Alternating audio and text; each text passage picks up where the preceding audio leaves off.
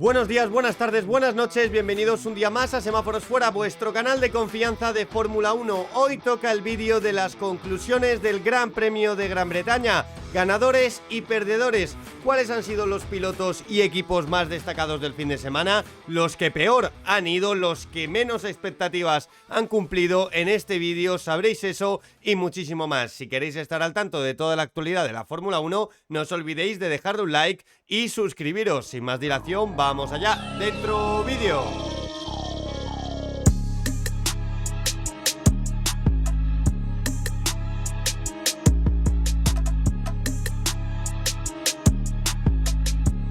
Como no podía ser de otra manera, comenzamos con el hombre del momento. Charles Leclerc volvió a ganar 624 días después un Gran Premio de Fórmula 1. No lo hacía desde el Gran Premio de Estados Unidos de 2024, en aquella cita americana en la que Ferrari completó un doblete. Primero fue Charles Leclerc, segundo fue Carlos Sainz, y es que Ferrari ha vuelto a ganar en la Fórmula 1 en esta temporada 2026. Son dos victorias en los últimos tres grandes premios. Victoria de Lewis Hamilton en el Gran Premio de Barcelona y victoria de Charles Leclerc en el Gran Premio de Gran Bretaña. Un Charles Leclerc que sobre todo hay que destacar la recuperación que ha tenido el piloto monegasco. Venían siendo unas semanas, incluso meses, bastante complicados para el piloto de Ferrari. Todo comenzó con aquella renovación en el Gran Premio de Mónaco, los accidentes que tuvo ese mismo fin de semana, el accidente de Barcelona, una carrera del Gran Premio de Austria bastante desastrosa a pesar de haber hecho una gran clasificación,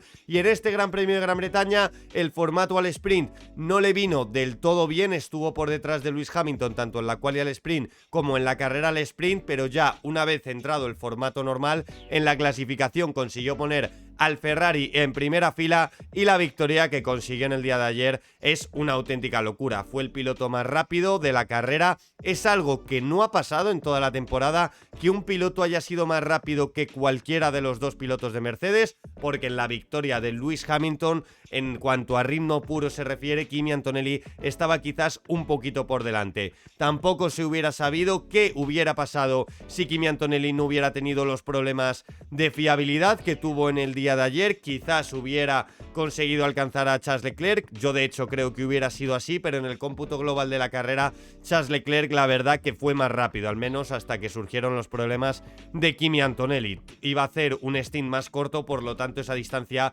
seguramente se hubiera recortado. Mirando las telemetrías, Charles Leclerc fue el piloto más rápido a lo largo de las 52 vueltas del Gran Premio de Gran Bretaña, con una diferencia más o menos de 1,5 décimas con respecto a Kimi Antonelli, 3 décimas más rápido que Lewis Hamilton. En conclusión, en definitiva, un fin de semana muy pero que muy bueno de Charles Leclerc, que ha culminado con una carrera extremadamente sensacional y que veremos si le da ese impulso para mantener el ritmo y poder acompañar a Ferrari en ese camino hacia la lucha por el título mundial, porque después de este Gran Premio de Gran Bretaña yo creo que es más real que nunca la posibilidad de pensar que Ferrari pueda competir victorias y pueda incluso, quién sabe, competir el campeonato del mundo. Por lo tanto, no había otra opción que no fuera poner a Charles Leclerc entre los ganadores del Gran Premio de Gran Bretaña. Continuando con la sección de pilotos destacados, vamos a dejar para mí los que me han defraudado para el final de este vídeo. En cuanto a pilotos destacados, quería destacar en este caso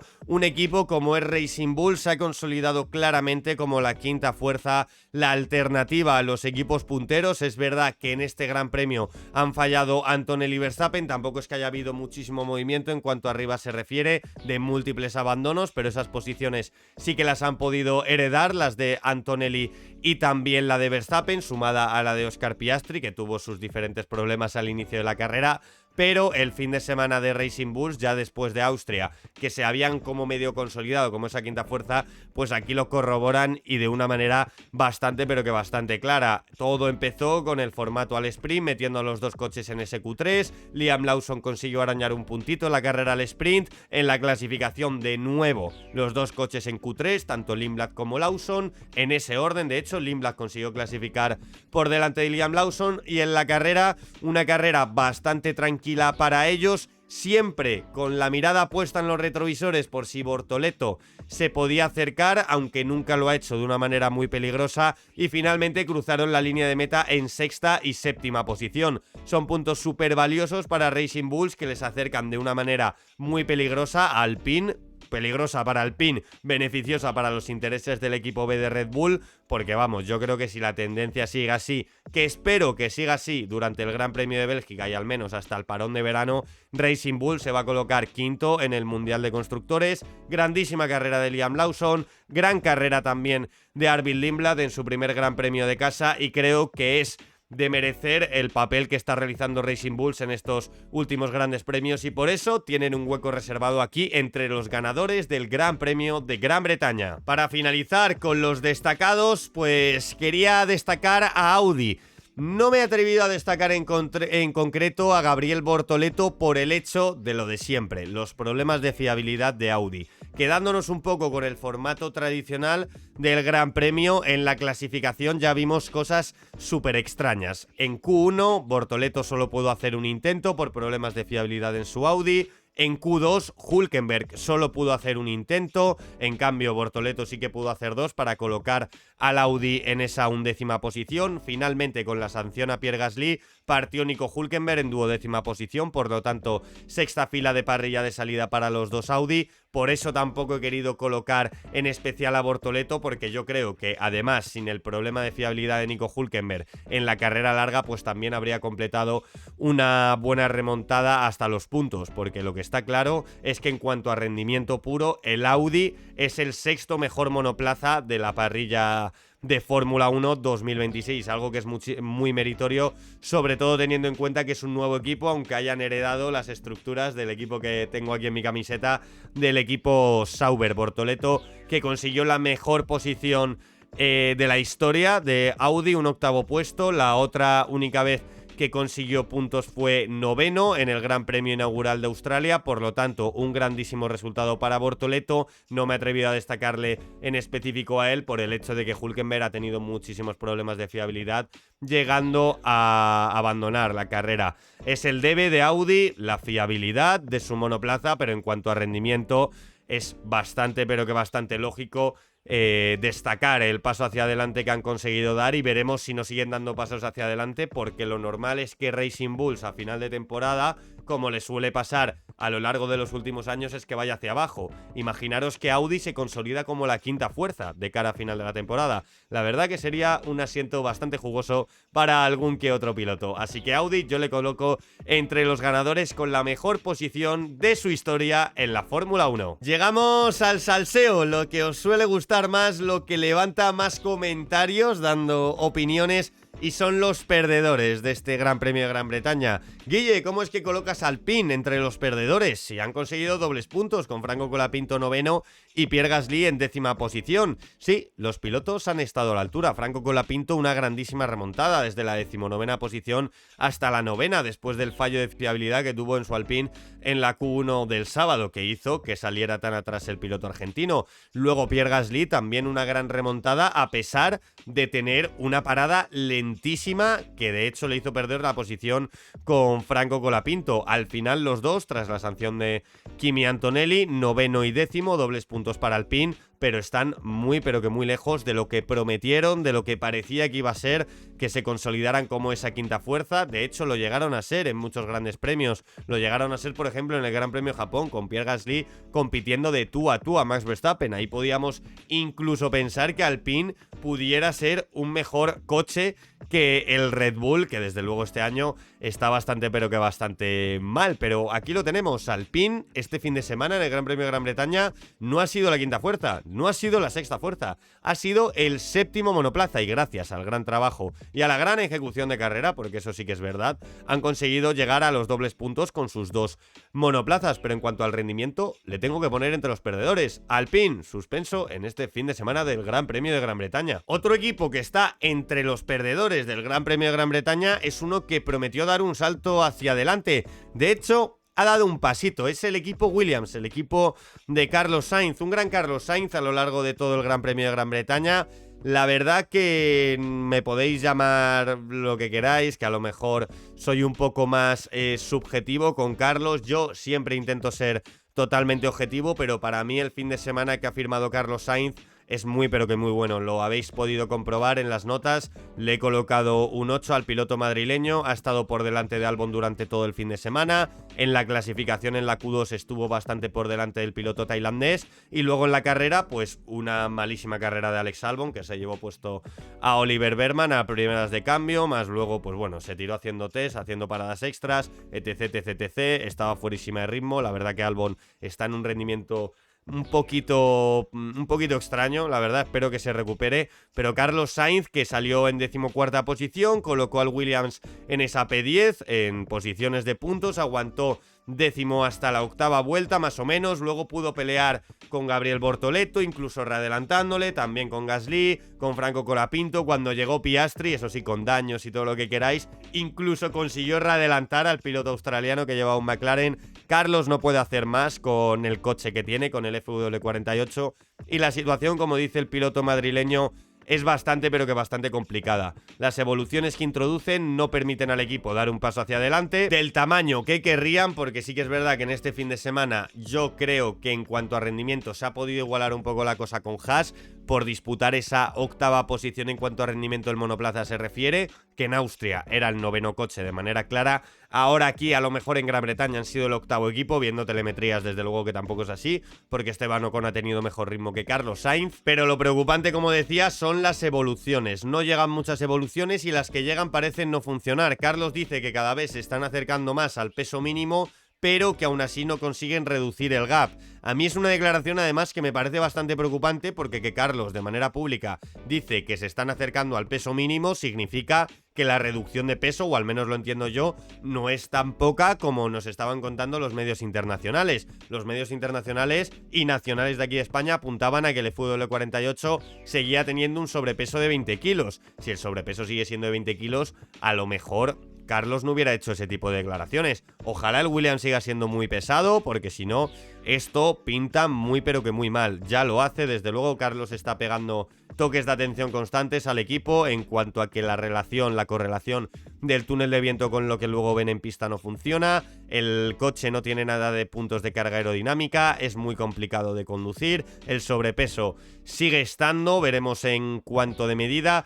Y parece que hasta después del parón de verano no va a haber un paso hacia adelante claro, o al menos esa es la intención, que claro, yo creo que ese es el punto que a Carlos le raya un poco más la cabeza. Que Carlos a lo mejor está empezando a perder un poco la confianza en el equipo Williams. Desde luego que son uno de los perdedores. A lo mejor son 8º equipo en este fin de semana de Gran Premio de Gran Bretaña, con lo que se preveía un salto hacia adelante muy claro. Yo sigo pensando que son 9º equipo. Carlos ha hecho una carrera perfecta. Han abandonado varios pilotos que deberían estar por delante, como son Hülkenberg, como son Verstappen, Oscar, Piastri, que bueno, al final ha quedado por delante, pero vamos, que también ha tenido la sanción Kimi Antonelli. A pesar de ello solo ha podido ser 12º, y de hecho me acabo de acordar que no ha sido 12º, ha sido 17º por una sanción que se ha inventado la FIA, por un fallo en el sistema. O sea, es de broma la sanción. No me va a poner a explicarla porque sinceramente me parece de broma cómo han podido sancionar a Carlos Sainz por lo que le han sancionado, que le han metido una vuelta de sanción, una vuelta. O sea, es que de verdad, yo hay cosas que no termino de entender. Williams entre los perdedores del Gran Premio de Gran Bretaña. Y un equipo de los de arriba, de los gallos, entre los perdedores, Red Bull, Max Verstappen. Esto no va tanto en función del rendimiento del Red Bull. Max sí que consiguió meterlo en la sprint quali en 3ª posición. Luego en la carrera al sprint comenzó la degradación, se fue muy para atrás. Isaac Hadjar tuvo un problema en la salida. Bueno, el formato al sprint lo podemos dejar a un lado. Nos centramos en la clasificación. No pudieron competir con Ferrari, con Mercedes, lógicamente. Isaac Hadjar sí que es verdad que colocó al monoplaza en 5ª posición, Max Verstappen en 7ª. Y ya una vez comenzada la carrera, pues Max Verstappen realizó una carrera bastante pero que bastante buena, que de hecho le permitió hasta pelear por una posición de podio, que luego viendo los ritmos de carrera, las telemetrías, no debía estar ahí. El 4 veces campeón del mundo, Isaac Hadjar se fue yendo para atrás, pero el problema es el accidente de Max Verstappen. Es un accidente que marca un antes y un después. Puede ser incluso entre la relación de las bebidas energéticas y el entorno de Max Verstappen. Vimos al finalizar la carrera como Jos Verstappen y el agente de Max estaban hablando con Loren Mekies pidiendo explicaciones. Verstappen ha dicho que es algo que le está empezando a rondar un poco la cabeza, que él está aquí para pilotar, pero no de una manera tan peligrosa, porque si no lo sabéis, el problema que ha desembocado en el accidente de Max Verstappen es exactamente el mismo del que sucedió durante la clasificación del Gran Premio de Austria, que el sistema de aerodinámica activa en el alerón trasero no funciona de manera correcta y este se queda un poquito abierto. ¿Qué pasa? Que si se queda un poco abierto, pierde muchísimos puntos de carga aerodinámica en el tren trasero de los monoplazas, que es una de las zonas más sensibles. Entonces tú llegas a la curva número 15 del circuito de Silverstone, donde necesitas un montón de carga aerodinámica en el tren trasero, pues si tienes abierto un poquito, pierdes el coche por la parte de atrás, como le ha pasado a Verstappen, y tienes un accidente fuerte, que por suerte no ha impactado con el muro, porque iba a bastante velocidad, hay bastante distancia con la grava, y por suerte pues no ha ido a mayores, pero son 2 fines de semana seguidos con el mismo problema. Llegamos a Spa, en el que ya se prevé que Red Bull quite el alerón Macarena este de las narices para tener un alerón más convencional, con un sistema que se abra de una manera más natural, porque temen de que esto pueda pasar en Orrus, que pueda pasar en curvas rápidas de Spa, donde el accidente puede ser bastante, pero que bastante más grave. Esto puede ser un antes y un después en la confianza de Max Verstappen en cuanto a Red Bull se refiere. Además, el paso hacia atrás en rendimiento es claro. En Austria consiguieron competir Max Verstappen con los 2 Mercedes. Quizá no tanto con Russell, que acabó la carrera puede que gestionando, pero sí que acabó por delante de Kimi Antonelli, hizo una gran clasificación, una gran remontada. Aquí nada que ver. Aquí, a pesar de haber estado peleando por esas posiciones de podio, quizás era un poco más, entre comillas, por la incompetencia, muy entre comillas, de George Russell y de un Lewis Hamilton que se vio mermado por una sanción de 5 segundos. Si no, Verstappen no hubiera estado peleando por esa tercera posición, a lo que se le suma un accidente que es culpa del equipo, así lo ha admitido, y que veremos en qué queda esto. Y chicos, hasta aquí todo el contenido del Gran Premio de Gran Bretaña de Fórmula 1, al menos en formato largo, porque vais a tener un montón de contenido de análisis en formato corto, en publicaciones de Instagram, en publicaciones de YouTube, en TikTok, eso como siempre, pero en cuanto a la cobertura habitual del Gran Premio, pues se ha acabado con los directos, con los vídeos resúmenes, con el vídeo de las conclusiones, el post de notas. El miércoles tendréis un nuevo vídeo, comentad de qué queréis que sea, si no seguro que se me ocurre algo. La verdad que ha sido un Gran Premio de Gran Bretaña bastante, pero que bastante movidito, y en el que estoy súper agradecido por todo el apoyo que habéis dado, en especial en los directos, como siempre. El directo de la carrera fue una auténtica locura, os pasasteis un montón de gente, me lo paso genial viendo las carreras de Fórmula 1, las clasificaciones, los libres con vosotros, o sea que ojalá y seguro que sí, siga yendo esto igual de bien durante muchísimo tiempo. Muchísimas gracias chicos por el apoyo y nos vemos en la próxima. Semáforos fuera.